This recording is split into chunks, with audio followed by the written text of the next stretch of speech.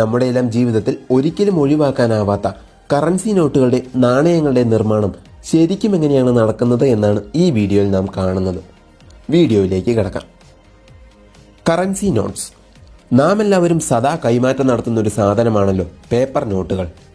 അതീവ രഹസ്യമായി നടക്കുന്ന ഈ പണത്തിൻ്റെ നിർമ്മാണം എങ്ങനെയാണെന്ന് നമുക്കൊന്ന് കണ്ടു നോക്കാം.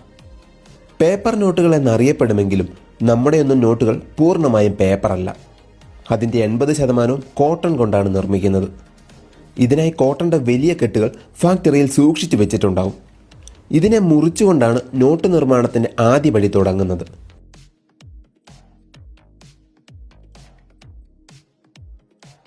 ഇതിൻ്റെ ചെറിയ കഷ്ണങ്ങളും പേപ്പർ പൾപ്പും വെള്ളവും കൂടി ഒരു വലിയ പാത്രത്തിൽ മിക്സ് ചെയ്തെടുക്കുന്നു.